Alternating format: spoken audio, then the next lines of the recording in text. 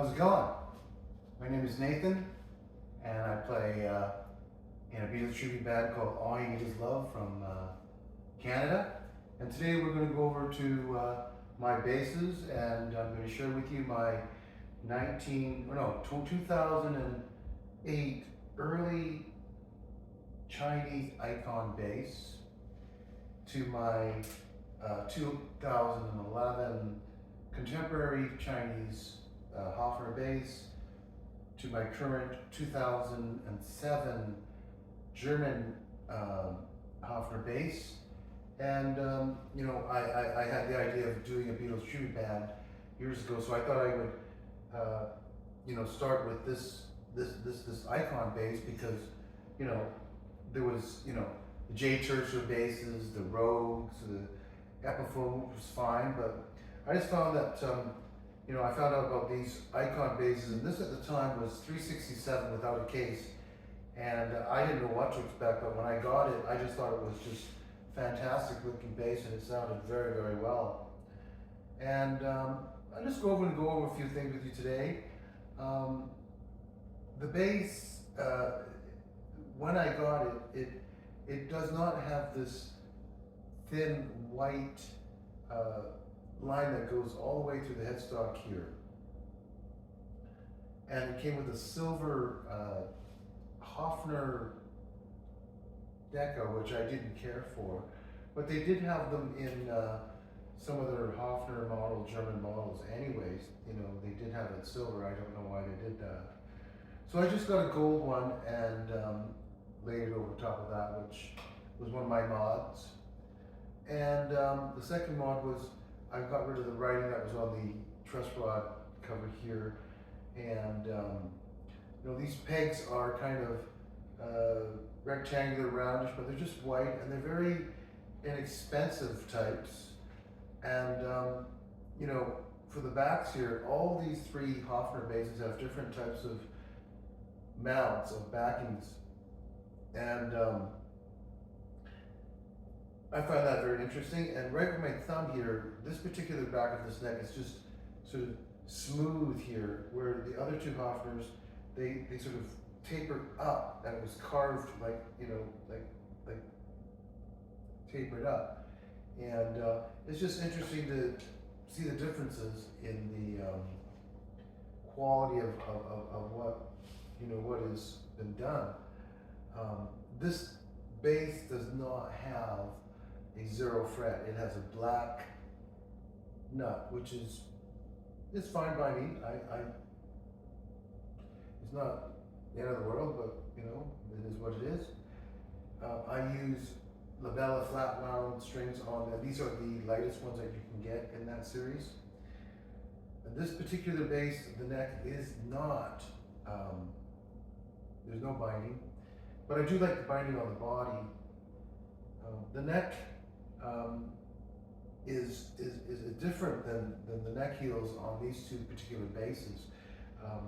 They use the Morrison tenon or ducktail joints, and these basses are just body and neck is just glued. There's no bolt on or neck through body like other basses. So a lot of these vintage basses had neck resets where they'd have to take the neck off and re-glue it all back together again, and it's unfortunate. Some of them, they just weren't glued together very well in the first place. But because this one does not have a gap between the body and the neck here, you can't put the McCartney type of strap on it. So, but I do believe that this neck heel is much stronger and probably lasts longer, and probably won't need a neck reset because of the way that it's bound together.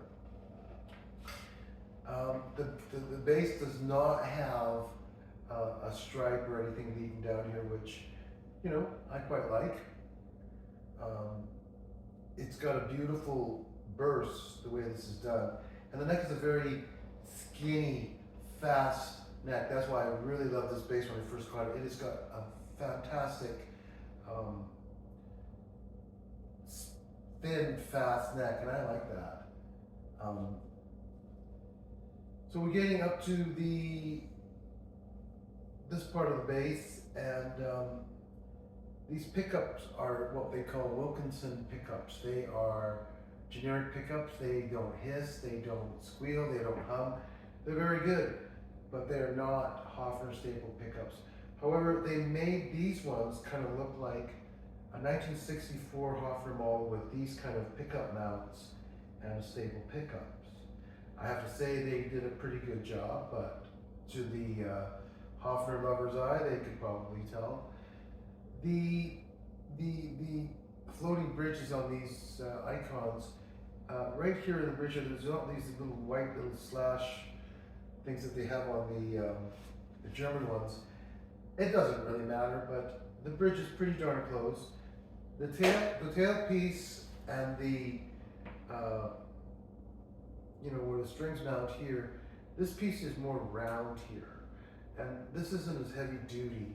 However, it is, I would probably put it as Hofner Asia, like Chinese design. It's not bad, it does its job, but it's no near the Hofner quality or, unfortunate, but it is what it is. Control panel here, it's thin, which I'm glad because didn't really care for the wider ones in the other 67 models. I mean, I have nothing against that, please don't get me wrong, but I prefer something close to McCarthy's where it's just thinner. And I painted the control flick switches to a whiter color because they were black. So that was another mod. And of course I put the teacup knobs on, which I think really makes it look even better. Moving along, the pick guard here, you can always tell it's an Icon base by this screw here. And there's a screw here and a screw here. Now this screw here holds the pickup mount to hold the pick guard, and you can always tell it's an Icon or ignition by that because there's a screw there. And this Icon pick guard is mounted different than the Contemporary or the German one. However, it does its job, but it's a little bit different, but you can't really tell unless you're an expert. In here where they do the burst, the sunburst, some of them, are really kind of either light brownish, reddish, or yellowish, or brownish, caramelish, and they're all different. But they do have that Hofner, burst. But I'm just surprised because this one's very reddish type of burst opposed to the German one, which is more brownish. And even though the brownish German Hofner can look this color in stage lighting, so I don't mind this color at all. But the finishes on these Hofners, these early Icons and the ignition base are just phenomenal finishes. I mean, the finishes that they put the clear on are not the same as a German. It doesn't really matter that much, but it's shiny and it looks good. Getting to the back part of the base now, I mean, it's got a beautiful flame. And this is actually rounded, it's not flat.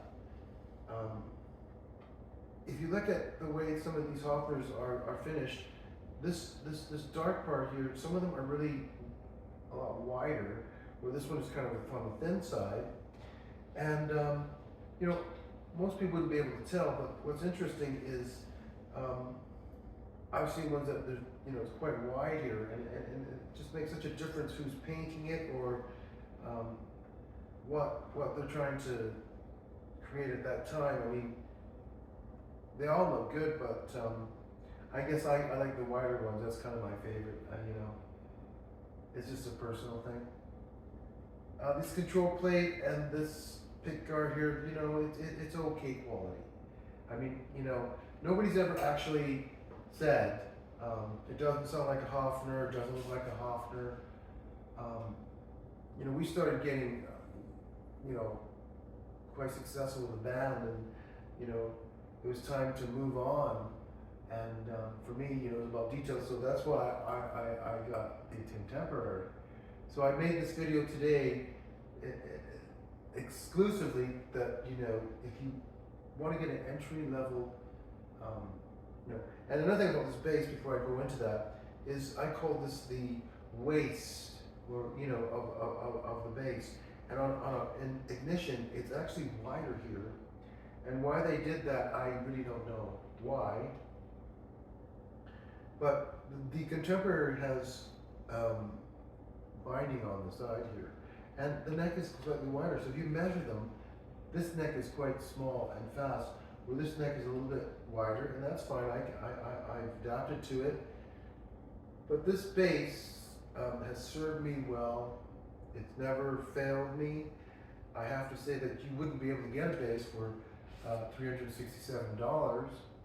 And if you ever find an early Icon Chinese-made Hofner, you know, these are the ones that I like to go for. The ignitions, they're fine. They're a very good sounding bass. They're just a little bit bigger. I used to have one of those, but I sold it to my John Lennon guy, so he has that one. But this one here is very sentimental. This is what he did all the learning on, all the shows we did. It traveled. It was my only Beatle bass at one time. I like to bring it up now and then because it still plays very well, and it's had a lot of history, and I'm glad I still own it. I didn't trade it or sell it, and you know, it's a very, very good bass for the time that I bought it for, and you know, I love it. I still treat it like an expensive bass, of course. So moving on quickly, we're going to go to the Hofner Contemporary made in Chinese bass with, I guess this is closer to Paul McCartney's bass, but this particular bass, as you can see, has binding on the side of the neck, and because of that, it's more of a 64, which is fine. Which is this model, it's a 63. I prefer the 63 opposed to the 64. It's a little bit of a different experience. As I was saying earlier on, this particular neck is flatter, the board. It's more like a Gibson feel. It's not a chunky neck, but it's a wider neck. It's a little bit wider anyways, and it has binding on it. And I would suspect that maybe because they made the neck a little wider is because, you know, the people are bigger today, so they needed more spacing. And I think this would probably have been too small for them. You know, you really have to pluck a Hofner very, very accurate. But this bass seems to be a little bit, you know, it's unlike this neck or this neck. It's a completely different experience itself.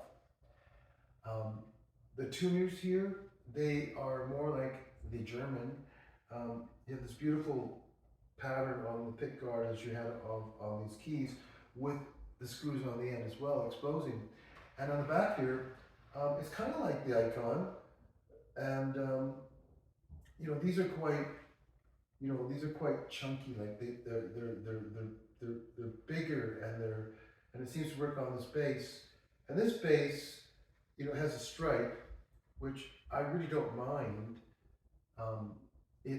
This one's more of a walnut color, and this is black here, and it says Hofner design in Germany, and then over here it has a serial number. It says it's a Contemporary, and right here is what I was telling you about.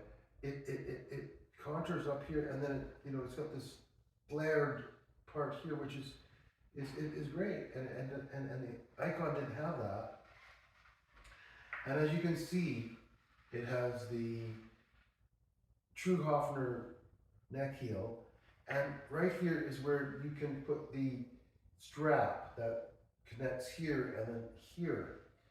And as I was told, it puts a lot of stress on the neck, so I wouldn't have done it anyways. And you know, mods on this bass, of course, I took lettering off the truss rod cover, and this is a 0 fret. So unlike the Icon, it doesn't have that. This zero fret, believe it or not, is a little bit different than that because that's a German one and this is a Chinese one. However, it's still a zero fret. Um, then you get up to the body here where the grain here is a little bit different than the grain on this bass, but it's still quite nice. Um, these pickups here are actually Hofner staple pickups, so that's what I was trying to look, the look and the sound. But right here, where the bass is here, is a sound block that it prevents distortion of the bass, distorting over, feeding back, and it's supposed to give more diverse sounds on this bass, which made the bass heavier, and yeah, it made some people like a true hollow body. So it's not a true hollow body because it has this sound block here. And I think they did that probably because they say it would be more diverse, but I think people would have probably not bought this bass because this would have been closer to a true hollow body. I mean, the bridge is, I'm not really sure what kind of wood it's made, but it looks pretty darn good. And this tailpiece here is more like the German one for sure. If you get close to these two, they are definitely different, but this one does the job quite nice. But this is more like a German one.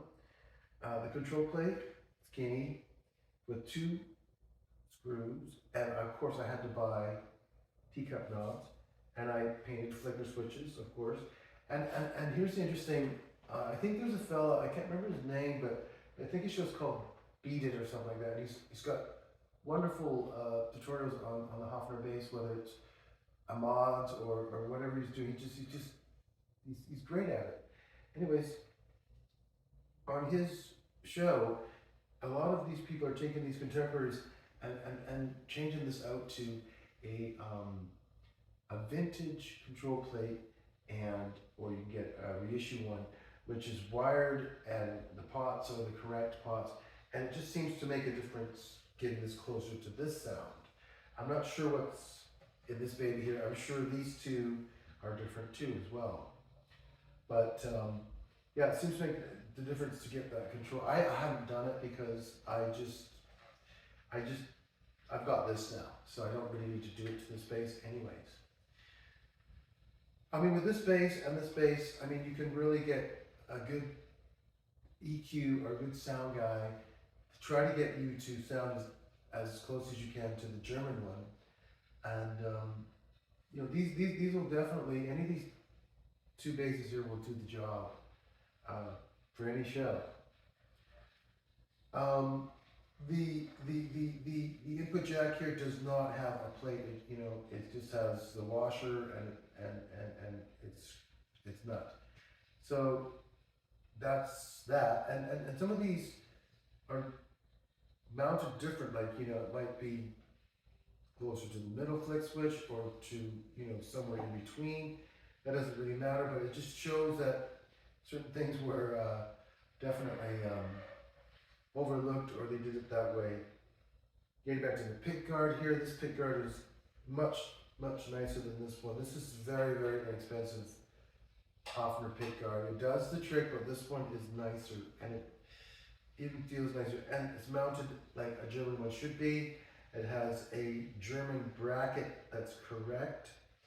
So this bass,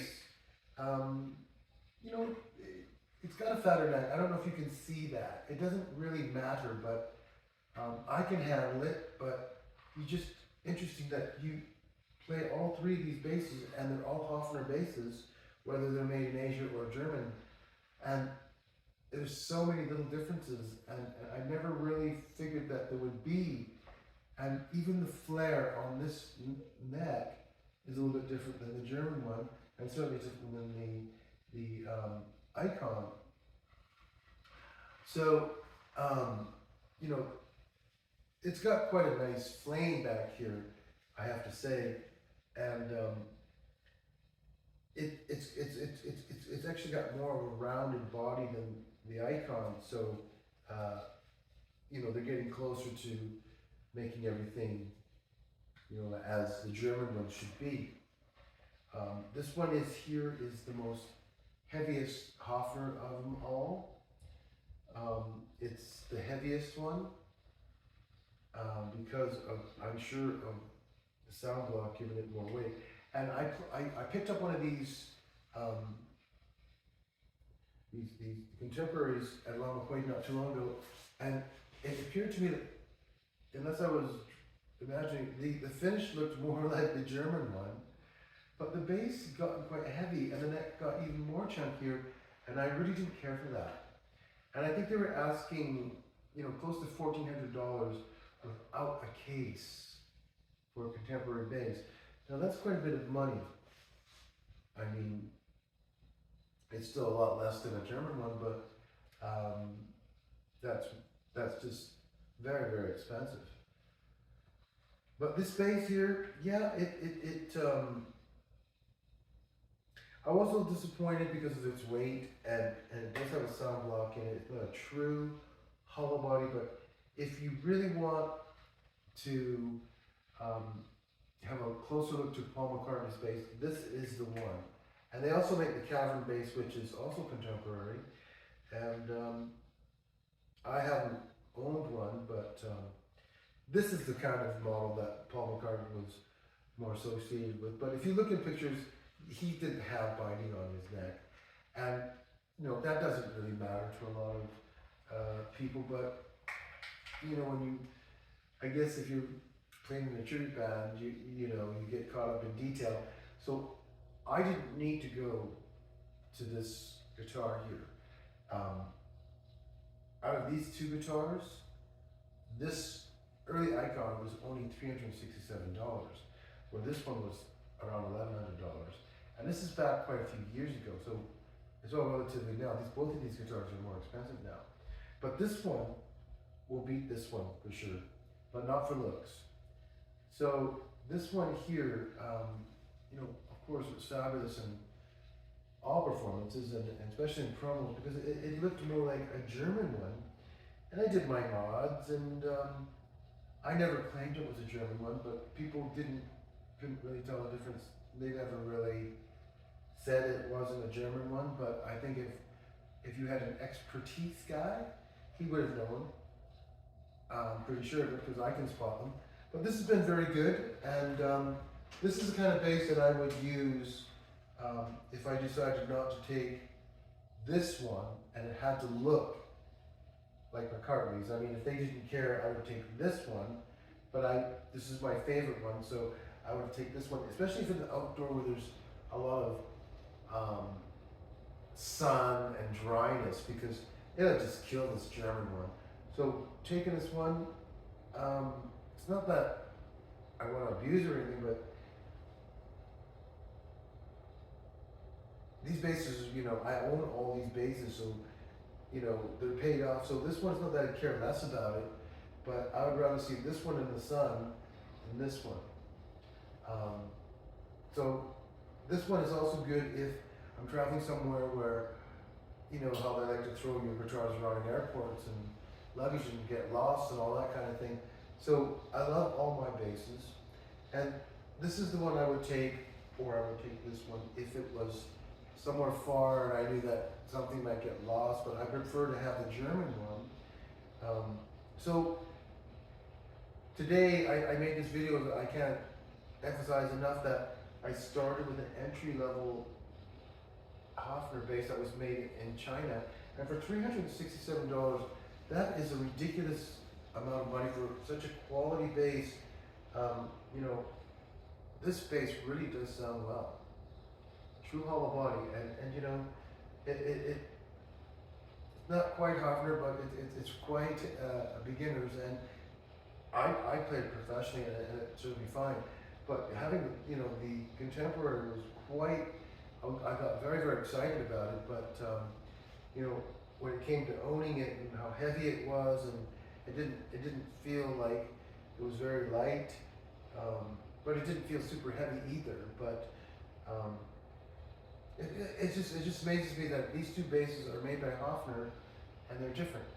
So anyways, we're just gonna move on, and here is the bass that that I shied away when I started the band because I felt that they were expensive. Um, I didn't know how far I would make it, but then having this bass was just fine because um, this was very good, and this looked like a German one. But I have a friend of mine that bought this in 2007, and it came with a Hofner bullet case. Their cases are the instructable, and they're just amazing, and they're very hard to get, and they are worth every penny of what they cost. It's a fantastic case. I've never had such a favorite case in my life. Anyways, it came with this beautiful 2007 reissue 63 Hofner bass, which this is the bass that they, a 62 and a 63. I think these are the closest to Paul McCartney's bass that they gave him. The second bass that he had after the first one that he bought in the early days of the Beatles, they presented him with the one that he uses in all the films and concerts. And this one is modeled after that. And I'll just tell you right now, the only difference is the spacing of these pickups are the distance with his is just a little bit further back. And that doesn't really matter, but fanatics will tell you that. And either way, I don't really mind because most people won't be able to tell. So getting on with it, the headstock here, it says Hofner, it's in gold, and it is not a raised script glued on. It is like the Contemporary here, but these Hofner logos, depending on what year they were just a little bit different. If you can believe that. I mean, the way they, flared things and dots and abbreviations and that, but they are different, but you have to spot. But I prefer the ones that are just, nice and flat and, gold and, anyways, it's underneath the finish, which is great.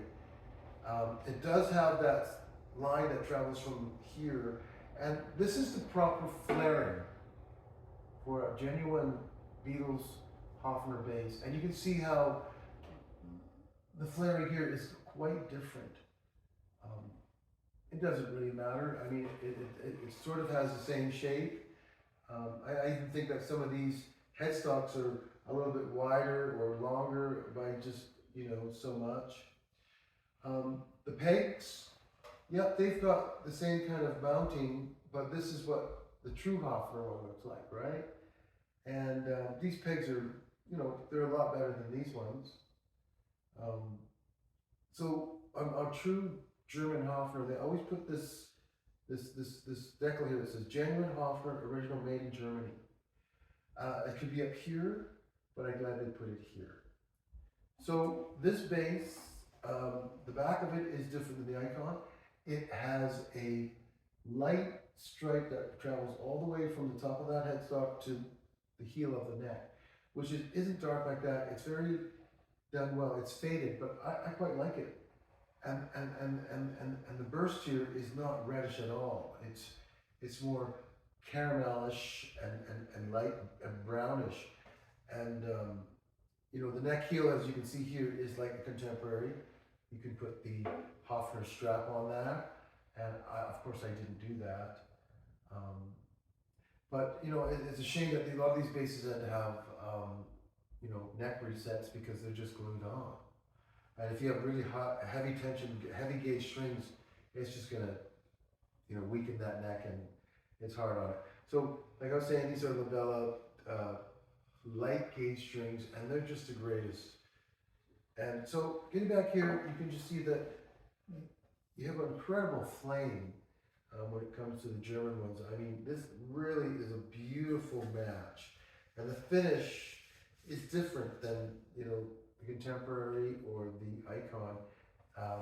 The German ones, they just have a certain way of making them, and so the story goes is my friend said, look, I've got this Hofner bass that I have, and I can't think of anyone I really should have it and play it because you portray Paul and McCartney, and you do the bass lines on it.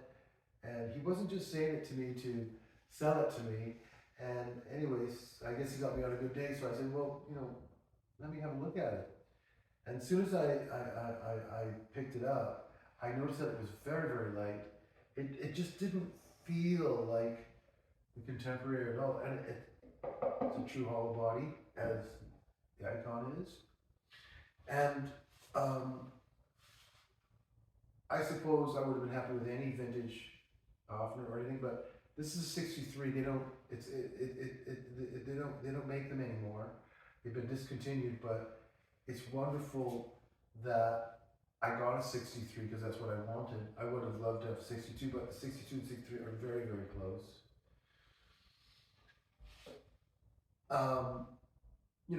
And these staple pickups, these kind of look stapleish, but I like that these mounts are like, McCartney's. These aren't really like McCartney's, but no, people aren't going to notice that as much. And you can just see that this bridge and the floating bridge is a lot much more quality than either of my other two Hofners. And of course, the tailpiece with the strings mount here as well, is a true Hofner tailpiece. And the Contemporary is pretty close to that, but this one here is different, So you have a control plate here, and this is how this control plate is Hofner. So you've got certain pots and electronics, these two don't have what this has. They did not put their emphasis in the control plate or the pots, volume pots. Pickups, yes. The pick guard here is superb. Even better than the Contemporary by far. And the control plate guard as well. I did not have to paint these ones because it's a genuine Hofner, and they weren't white anyways. These are kind of creamish, So it's great, and this strap is what I've got recently. It's leather. It's by Pierre, and it's brown, and I always had black ones, but I didn't realize that a strap could have a huge bearing on playing the bass, because now when I put this strap on, and this bass just hugs me and contours me like unbelievable, and I just love this strap, and I've got it on this bass here, and I still have my black one on here, and that's fine. Getting back to the bass, the neck here is, yes, it's a different feel neck than this one, and it's a different feel from neck this one. This one's more chunkier, which, if you're going to have a chunkier neck, this is a chunkier neck in the right way. I played a cavern contemporary bass at La Longue. The neck was quite chunky, which I didn't care for. So this neck here, I've gotten used to it, and now I know how McCartney felt by grabbing his neck, because it sure wasn't this neck, and it wasn't this neck. So now I know, when you're moving your fingers around, you know how that felt. And it doesn't really matter, but it's amazing how these two necks here are so different. These are closer, but all three necks are different.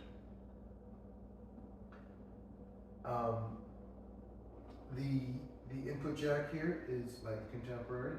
It's right here, okay? Doesn't have a plate like the Icon. This bass is very, very light, and when you pluck this bass acoustically, it has an amazing sound.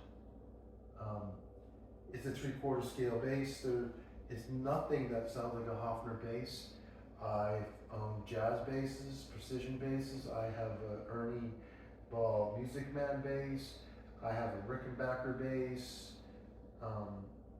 For a tiny little bass like this, it's a hollow body, is an incredible tone, and nothing really sounds like a Hofner. And you know, I love to have been the underdog when I first started out, which was with this bass. I was so proud that I could play and extract those tones and get a pretty decent sound for the money that I spent on it. But after a while, I got caught up in the detail, so I bought the Contemporary, which looks a lot like this bass, but this bass was heavier. It had the sound block, which I didn't like, and it had a few neck issues, and the neck itself, you know, it's too wide and it's too flat, but I could adapt to it. And it would be my last choices out of these basses if I was going to play them. This would be my first because nothing beats a genuine made Hofner, and this is everything I'm telling you is just my opinion, and I did this because I wanted to show all levels of budget for Hofner basses, and you know, quite frankly, you know, all these basses, you're getting the sounds from your fingers and how you play, and you can get them from all these basses, but this one does it the best. It's the most lightest, it's the most comfortablest. This bass really sounds like Paul's bass. Even the one that got stolen, that got returned, it sounds a lot like that bass. This is a beautiful reissue bass. I mean, this is the bass that I would cherish because it's just so light and so easy to play. And it's a shame that, you know, in this video I made it because, you know, if you think about it, this bass is $367, but I still treat it like it's an expensive bass because I love it and I would never abuse it because there's no reason to. This bass here is quite a bit more, $1,100. That was quite a bit of money without a case. Of course, I had to get a case. And, you know, you had to put strings on it. And the one, like I was telling you at Mount McQuaid, the bass guitar came with black knobs and cheap Asian round wound strings. So you would have to have put in, probably over $100 more just to get it to look like this. And didn't come with a case, so, you know, unless you really want one, it's a bit of a, you know, not a great decision. There are other basses that are a lot less, and this bass here, you know, you could probably get them for a lot less, but they go for about $5,000. You know, considering the fact that Paul McCartney paid 30 pounds for his in, you know, the early 60s, but they are all handmade. Now this one here, you know, it just has such a beautiful flame match, and it doesn't have that red finish, it's more brown. So it's just a beautiful bass, and when like I was saying, when I put it on, it really contours. And if you've been wondering, you probably saw my Rickenbacker basses, but I have these glow-in-the-dark markers here that are just stickers. And the John Lennon guy in my band, Van, he gave these to me. They glow in the dark, and God bless him because I have ADHD, so I can see the corner of my eyes, so I can sort of play like I don't have to see where I'm looking, where I'm not a gifted player, where there's guys that can do that. But that's why these stickers are here, because on this bass there actually are no markers whatsoever. Yes, on the 63 there was no markers here. So that's why I put these here. And yes, like I said in my other video, now you guys know my secret. Some guys think it's a great idea and some guys don't. But at least I shared it with you guys, and that's your choice. But like I said, I made this video today because I've gone, you know, all the way. I started off at an entry level, then I got the next level, and then there's this level. And I don't, you know, I don't think there's another level. I mean, there's other relics, or the Cavern, or you know, 62. Like I said, my choice would be 62 or 63. they are beautiful basses, and I'm glad that I got to know how to play a Hofner, because you don't slap these things. You've got to sort of play these things delicately, and you just get this fantastic sound that it's woody, and I see a lot of guys playing reggae with this bass, and I see why. It's got a lot of decent bottom end. And it's great because I play this in '64 and in the show and whatnot, and then it's time to change over to the Rickenbacker, and acquiring those guitars when I was younger, no chance. But now that you're a little bit older and I can get my hands on them, so I remember getting this bass, and I was quite impressed and blown away, because that isn't a lot of money, and they're so easy to play. Like I said, all these basses,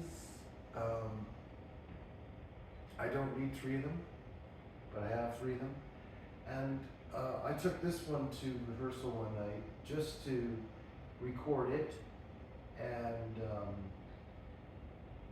play it, because I've kind of retired it, because I mean, you don't need this one and this one when you have a German one. So this has the best tone, it plays the best, it's the lightest, I like it the best. But these two, I haven't forgot about them, and I would take these two on gigs that I wouldn't take this one, because this one is quite good shape, and I just don't want anything to happen to it, because I mean, Fenders, I guess, they're just like that. I mean, vintage. This is not a vintage guitar, but these are delicate guitars, and Rickenbackers and Hofners, and those kind of guitars. You got to look after them. You can't throw them around. Well, you can, but not not what I want to do. And I'm glad that I bought a stock Hofner as when it came out in '63. I'm not a big fan of relics, and they do sell the Hofner relic, and I think some guitars are overworn, because I mean, if you look at this guitar here, it's got a few road rashes in it, but most guitars don't have that kind of wearage that they wear down these relics, and if I wanted to do that, I could easily make these guitars look old just by scraping the wood or sanding or whatever you want to do. But most people take care of their guitars, so the one thing that I was at a guitar show, and this guy was showing me this Fender relic, and I didn't really understand what a relic was, and I asked him, I said, does that guitar play any better or sound any different than a stock Fender USA, which would be about, I don't know, let's say $1,500, $2,000 the most, and you're going to get quite a nice Fender Stratocaster. But when that's been aged, by the finish and all that stuff for $10,000, that is just not something practical that I would do. I mean, you don't have a choice. Like when you're playing in these tribute bands, you really got to invest from your costumes to your shoes or your boots to your wigs, sideburns, your mustaches, your beards. It's quite an investment, and your costumes. But the guitars themselves, you just really can't. I mean, you could play this music on other guitars and EQ it, but it loses that kind of look and special period that these guitars were played in the '60s and '70s, and even now. This guitar is probably about 5 so many pounds. I don't know the quite weight, but the Rickenbacker is probably about 9 something pounds. So, that's why I think that's why Paul McCartney always just plays this Hofner, because it's very light, and he's at an older age now. The Rickenbacker, if you have a wire strap It's fine. It weighs more, but it sure sounds great. I mean, he sure, um, I don't think it really mattered what Paul McCartney did play jazz and precision Fender basses as well. But he is known for his Hofner bass and his Rickenbacker bass, and I don't expect people that aren't into Hofners to enjoy my video today, but I do love Hofners, and I remember I was young growing up in Victoria that it wasn't easy to get a Hofner, and I think I got a Hofner copy for about $50, and I remember getting my hands on any kind of spare change just to get that Hofner. And it wasn't too bad of a copy, but it didn't look like the Icon at all. But it was close enough, and I really had a vivid imagination saying that's a Hofner in my mind, because most people didn't have basses that looked like this, and this is a very unique bass. I think the design of it, it's called a violin bass for a reason. It has the most incredible sound for such a little bass, and guitar players can play this bass so easy because the gap between these strings are very close together. So you don't want to be slapping this bass, but you get some beautiful slinky lines out of these basses, and when you start playing this bass, you immediately get that McCartney sound from the '60s, and it's not everybody's cup of tea to hear these basses, but when you're playing in a tribute band, you have no choice. So it's been great to own these basses and hear the same sounds on the records when you're playing these basses. It's incredible tone, and I'm sorry that I didn't play any of my guitars today, because we all know what Hofners sound like, and there's plenty of people that are playing on YouTube of these contemporaries or these icons. It's more ignitions. I don't see very many videos with the icons, so I don't think they sold a lot of them.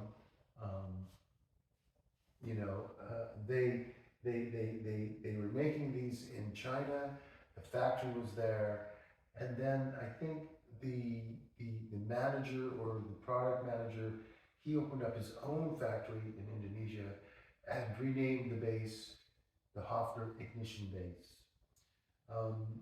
Like I said, they sound good, but they even got a little bit further away, because like I was telling you, right here where the waist is, it's a lot wider.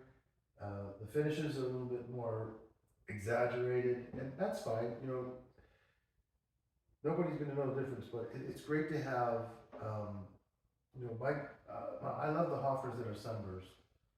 They look the best to me. I've seen the colors. The Union Jack, not my favorite, but a lot of people like those. Club bass, I would like to own one, and I was going to buy a contemporary one once when I said, and I know a few people that have them, and I said, well, do they sound a lot different than the 501, the Hofner violin? And he goes, no, not really. So, just be another bass that, I couldn't play all the time, and I've got enough Hofners. But, like I said, any of these three Hofners are fine for any gig that I do. And my John Lennon guy, then, he says, I really can't tell the difference between all three of them. Well, of course I can, because, I started with the entry level, and then I got to the mediocre to the top. So, what is my final word? Well, it depends on a budget. We all spend money on something, so if you really want to get a German one, it's where it's at, okay? I was the underdog, and this served me well, this served me well, but if you really want the real, genuine, and I mean genuine, this is it. There's a reason why these are made in Germany, and they cost so much, because if you go on YouTube, you can see how they're made by factory video. And I'm sure they make these the same kind of way. I mean, it's all Hofner, but they don't tell you that, you know, the wiring and the control panels and these are different. And, you know, of course, they're not going to tell you that. And, you know, to some people it doesn't matter because, you know, I can play this one and at times it sounds so like this, or I can play this one and it sounds so like this, but this always sounds like this because this is the real thing. So you have three choices how you want to go today. So I'm not saying, you know, one is better than the other, but this is the king of them all. But they're all very, very good for that reason of the music that you're playing because they're all Hofners. And now that's why I made this video so you can all see the differences. And I hope you liked my video and enjoy your Hofners. Peace out and thanks for watching.